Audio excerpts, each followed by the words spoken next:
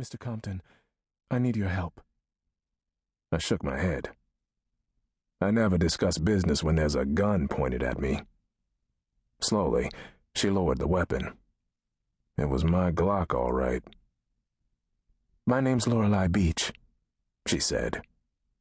My sister's in trouble. Sorry to hear that, I said.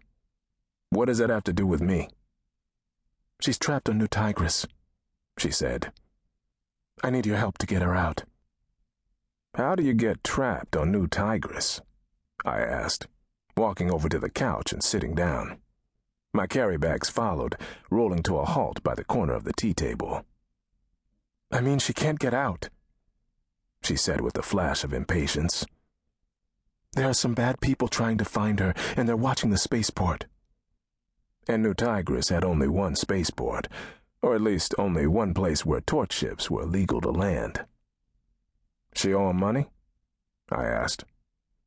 Of course not, Lorelei said, a bit stiffly. Then why do they want her? They want to hurt her. So call the cops, I said. How about putting that gun down before someone gets hurt? The police can't help us, she said, some desperation creeping into her voice. The gun stayed where it was, hanging loosely at her side. You're the only one who can. I'm flattered, I said. I also don't believe it. It's the truth, she insisted. Why else would I have waited for you this way? Free rent? I suggested. Her cheeks reddened a little. It was the only place I felt safe. Especially since most New York hotels don't stock guns for their guests. She lifted the Glock as if she'd only just remembered she was holding it. They're after me, too, she said in a low voice. I'm sorry to hear that, I said.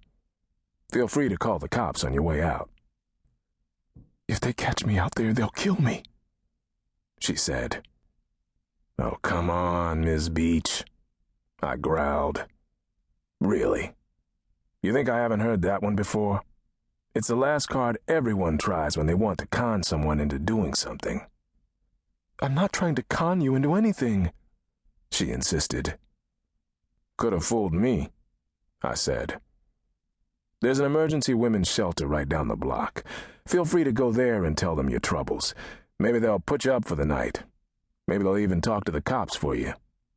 The shelter can't help me, she said. Neither can the police. You won't know until you try, will you? She took a deep breath. She should still be in the Zumaru district of Amani City, she said. She'll wait for you to contact her. Her name's Miss Beach. I already told you I'm not interested, I interrupted, standing up again. Furthermore, it's been a long day and I'm very tired. Her name's Rebecca, she went on, the words coming out in a rush like a countdown sprinter trying to beat the clock. She's 10 years old, blonde. Miss Beach, do I need to call the cops? Her throat tightened. No, she said, finally moving toward the door. Would you at least think about it? Sorry, but I'm otherwise employed at the moment, I said. You wouldn't believe how complicated my life is these days. Her lips twitched. Actually, I would, she said. Good night, Mr. Compton. If you change your mind... Good night, Miss Beach, I said. Just leave the gun on the side table by the door. She hesitated. Then, turning her back on me, she set the Glock carefully onto the table. She turned back, her eyes searching my face, made as if to say something else, then nodded silently and left. For a long time I just sat there, too tired even to get up and double-lock the door. I'd been run through the ringer over the past few weeks, getting chased across half the 12 empires by the remnants of the Modhri group mine that wanted to take over the galaxy, and everyone in it.